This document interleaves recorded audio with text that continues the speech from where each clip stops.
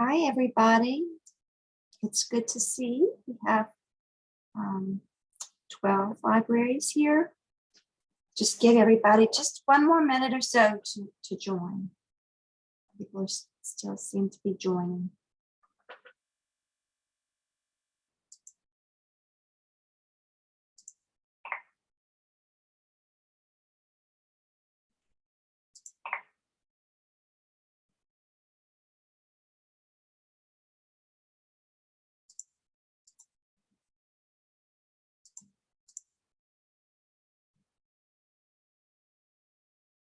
Okay.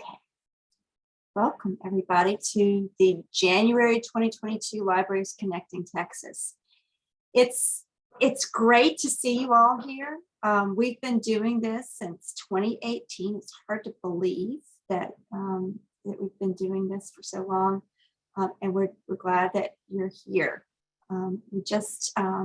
We have Kyle Lewis and Brandy Krubot, Jennifer Williams, and Patty Hollingsworth here. And we're going to go ahead and get started. Let me share my screen.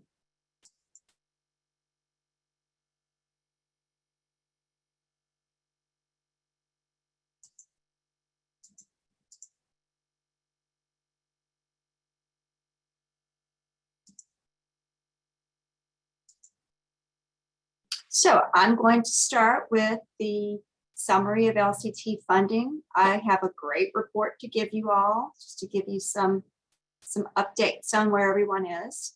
And then Kyle's going to talk about the 2022 filing window. Brandy's going to talk about next steps, and Patty's going to talk about deadline reminders.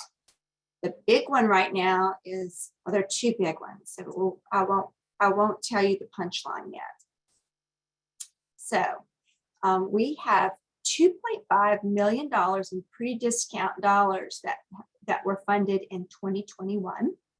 $7.4 million in pre-discount funding has gone to LCT libraries from 2018 to 2021. And so far, we've got 4 libraries who have filed applications for 2022 for a total of $48,000.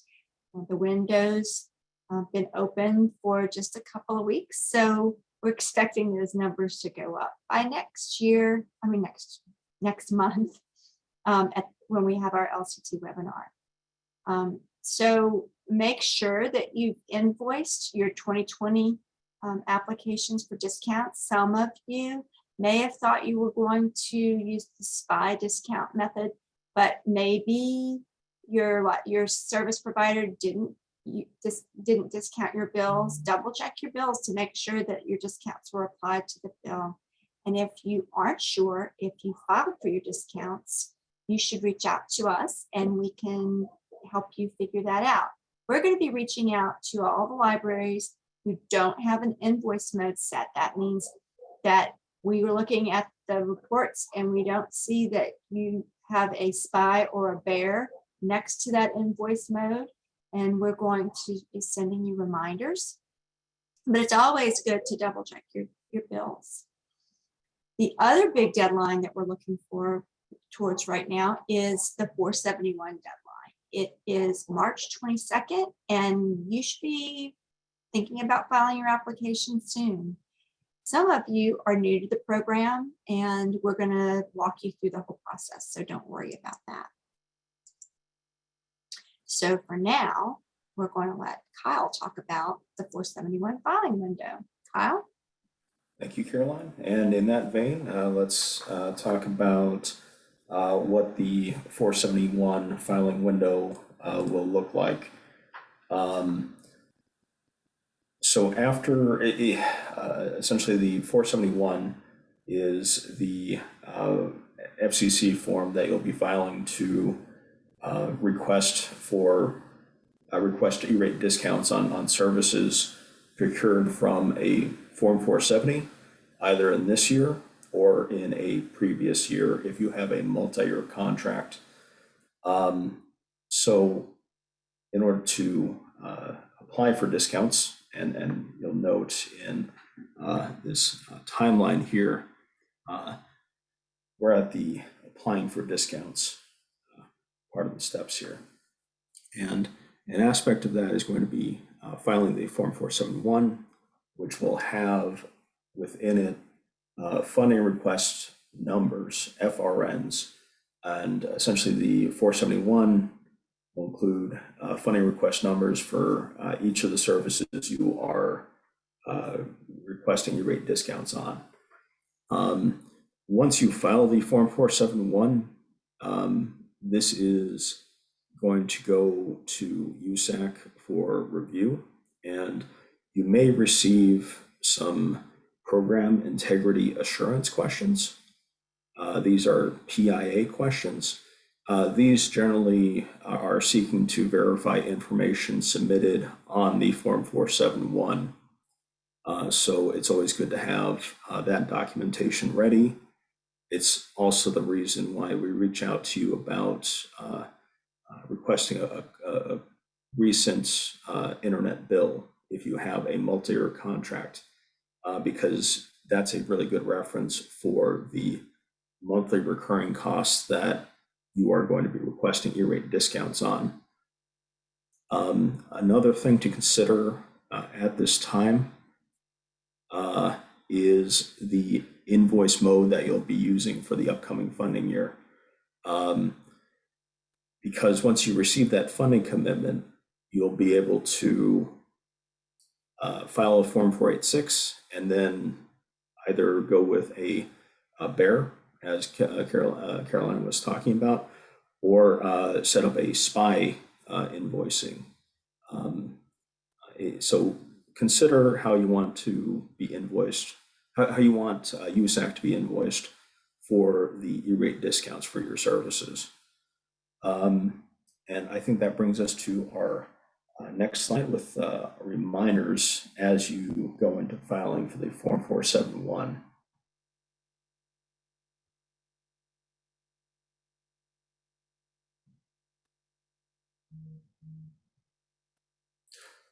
Can we go to the next slide?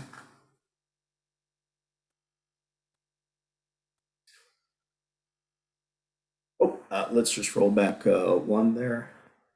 Looks like it's getting kind of laggy. So for the reminders, just things that you should get prepared for as we move into the 471. Molly asks a question here: how do we know if our library is one that needs to file the Form 470 or 471? Caroline is correct. Each library that is filing for E-rate will need to file a Form 471 each year that they're filing for E-rate. We have already reached out to all of the libraries that still need to file a Form 470. So if you are worried about that, please keep an eye out for our emails and communicate with us as we work with you to get those filed and get your library prepared for the funding year 2022. So some reminders as we get prepared to file the Form 471. If you, so already school districts that your library is associated with in the EPIC portal, they should have already entered their NSLP data in the EPIC portal. We've already closed out the, or USAC has already closed the administrative window within which to make those updates. The discount percentages are based off of the NSLP data from or at least partially based off of the NSLP data from the school district associated with your library.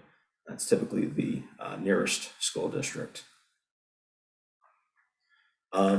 If you filed a Form 470, before filing a Form 471, you will need to evaluate all bid responses you received.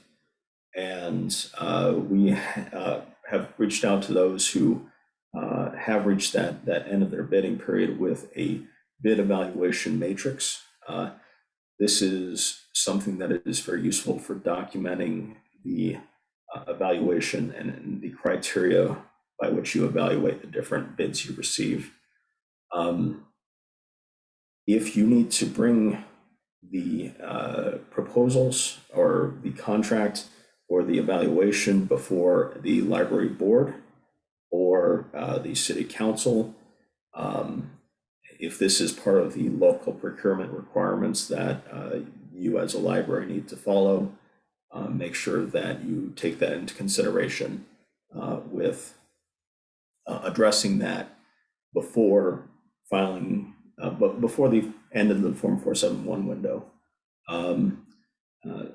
Essentially, as soon as possible, just to give yourself time to address those matters. So if you do need to do that, familiarize yourself with what that February or March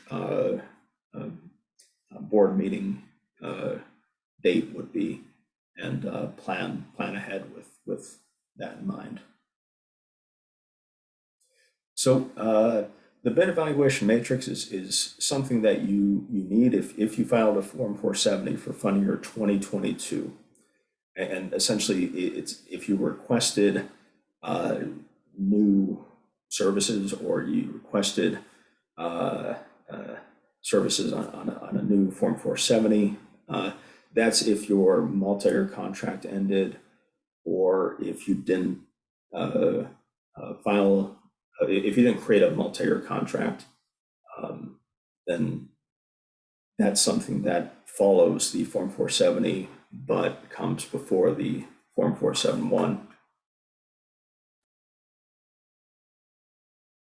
And yes, Caroline's right. Generally, the template is generally useful year to year, keeping in mind that cost effectiveness of E-rate eligible services should be the most heavily weighted factor in those evaluations. So now that we are in the Form 471 window, and this is as of January 15th, once you are done with the procurement process from the Form 470 to the bid evaluation and to the either award letter or contract, after that is done, you can file the Form 471 within this window here from Wednesday, January 12th. It's a correction to what I said previously, January 12th. And this extends into until March 22nd, Tuesday at 11:59 p.m. Eastern time.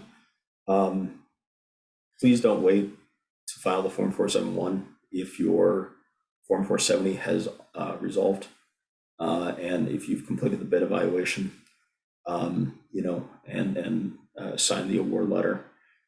It's something that you should address as soon as you are able to under E-rate rules.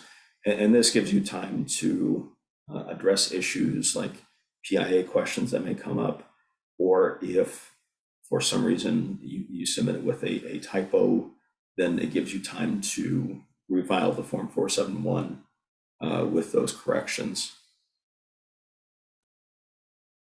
February 22nd is the last possible day to file the Form 470, because there is a 28-day period minimum in which bids can be submitted by vendors.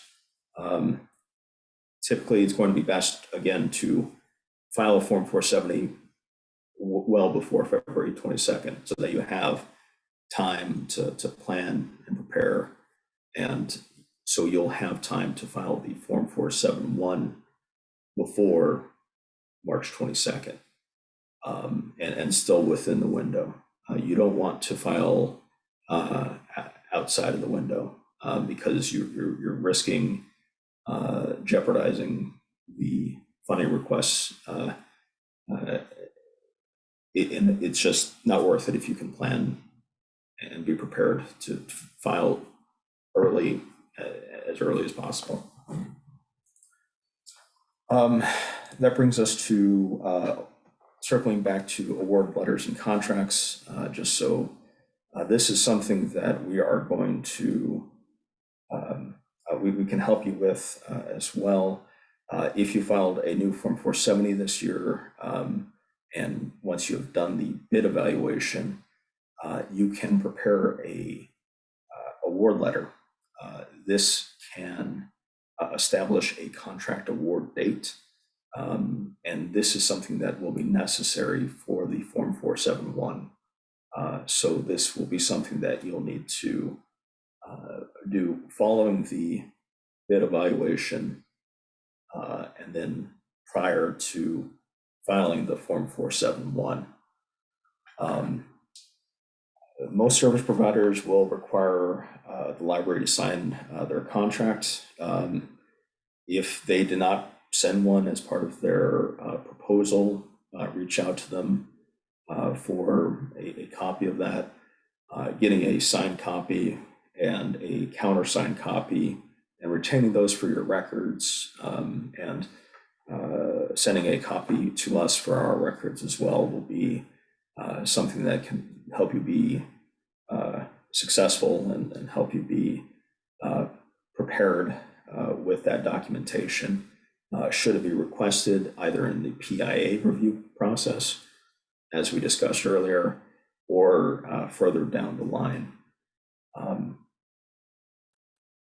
The date of signature on the award letter or contract can be the contract award date. And again, please send anything you sign to us at lct@eratecentral.com. We're happy to help you review your award letter, provide you with a example template, and provide some guidance on where you can go with that. Finally, we're going to discuss the Come File With Us Form 471 webinars that we have coming up in the coming week, first on February. And we have a little bit of information on this on the next slide here. And that's on February 1st. That is Tuesday at 10 a.m. Central Time. We are going to be having a webinar on new contract records and the Form 471 filing.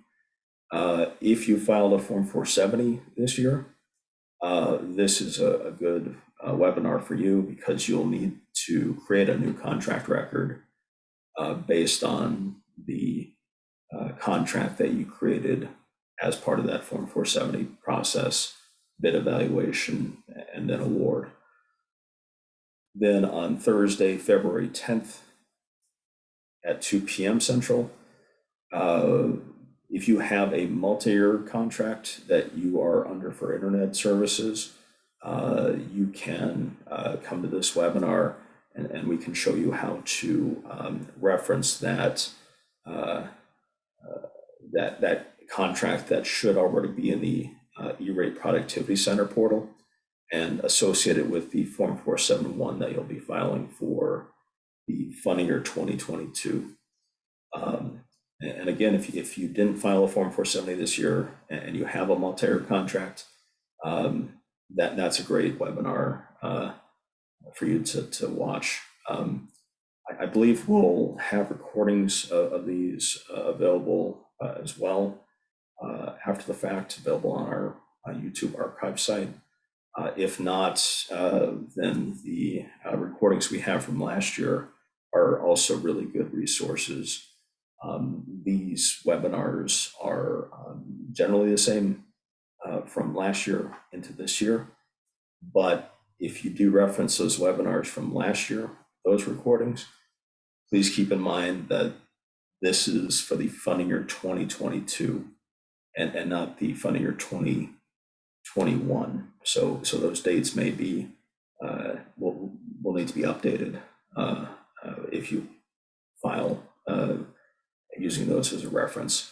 In any case, both of these Come File With Us webinars can be accessed through this link. This was sent out as a link in our weekly newsletter. We'll be sending it out in the newsletter next week and in reminder emails in the upcoming weeks here. There's no pre-registration, but if you click on that link, it will take you to the meeting, and by entering that password there, you'll be able to access the webinar and come file with us. And then next we have Brandy to discuss next steps, and take it away, Brandy. Thank you, Kyle. And what Kyle is talking about sounds very daunting, but rest assured, if you've been with LCT for a while, we basically hold your hand through the entire process. So we're not going to let you miss any deadlines or miss out on signing contracts. We do outreach for every single step. And one thing that needs to be done just to ensure we have access to your account in Epic, that we can review forms on your behalf and things like that, you need to ensure that we are all listed in Epic for your library. If you've been with us for a little bit, you likely have most of these users already in there. The newest members of our team specifically are Kennedy, Patty Hollingsworth, and Jennifer Williams. So just double check your Epic profile, ensure that everybody is in there as full rights users. Like I said, this will allow us to review your forms, and everything except the 498 we need to be full rights for. The 498 has your banking information on it, so that's not something that we need access to. Of course, if you have questions about adding a user or checking to ensure that all of these users are in there already, please don't hesitate to reach out to LCT, and we're happy to look at that with you.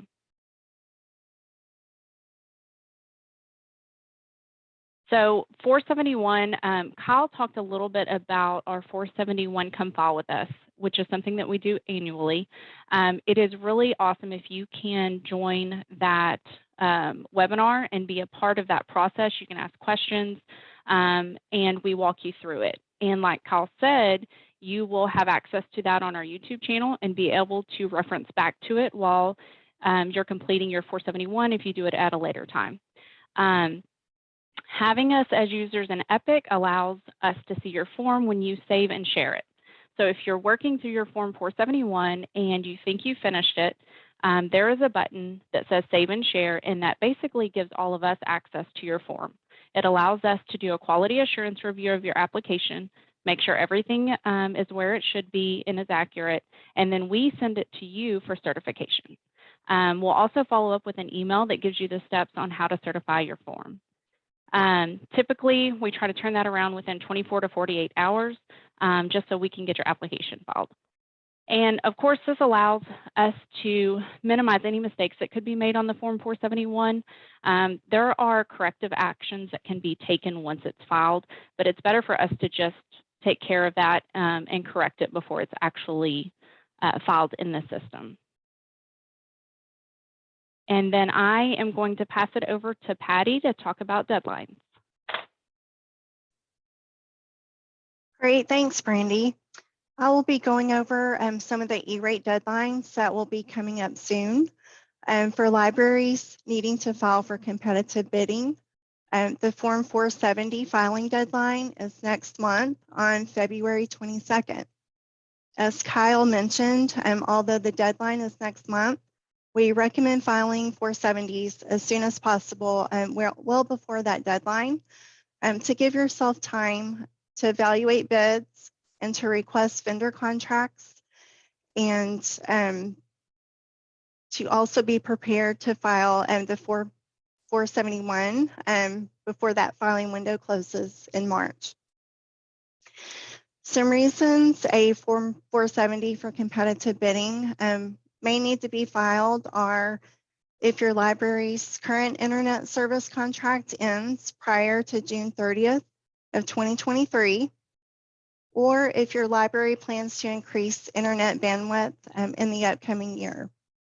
Most of our LCT libraries falling under these categories have already filed their 470s. But if you have any questions on if you need to file, please reach out and we would be happy to go over this with you. Now, for the funding year 2020, next slide, thank you. For the funding year 2020 reimbursements for reoccurring services, such as your internet access service that ended June 30th of 2021, the extended deadline to file for reimbursements is coming up next month as well on February 25th. If you are one of the libraries falling under this category, then our LCT team would have reached out to let you know of this approaching deadline, and we are available to assist with any of these filings. Next slide, please. And another deadline reminder is for the Form 486 and for funding year 2021 for services that started on July 1st, 2021. This form is to notify USAC that your services have or will start.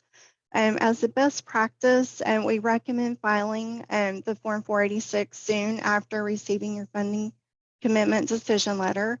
But you do have up to 120 days to file after you receive your FCCL, or 120 days after the service is started, whichever date is later. Almost all of our LCT libraries have filed their Form 486s, but if you have not and you have any questions, please let us know and we would be happy to help in that filing.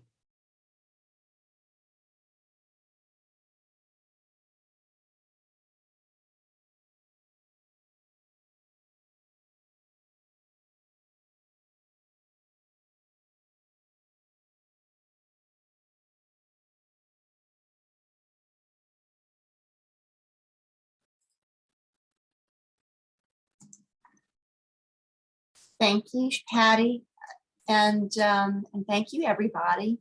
We have finished our slideshow, but I just want to shout out to Olton, even though they're not here.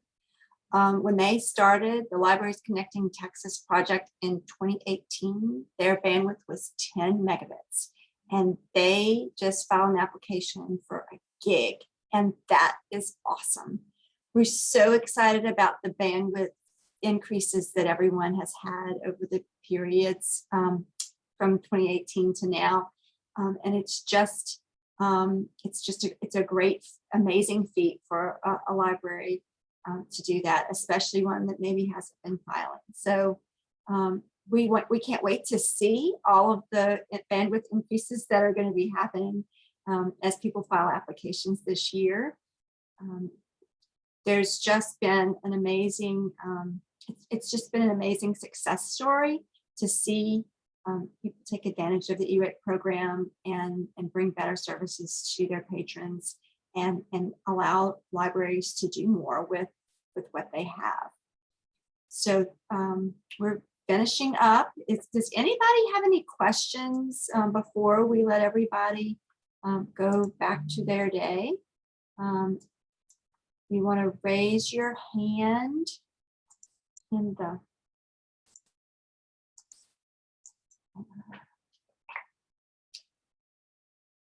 anybody have a question? I don't see any raised hands.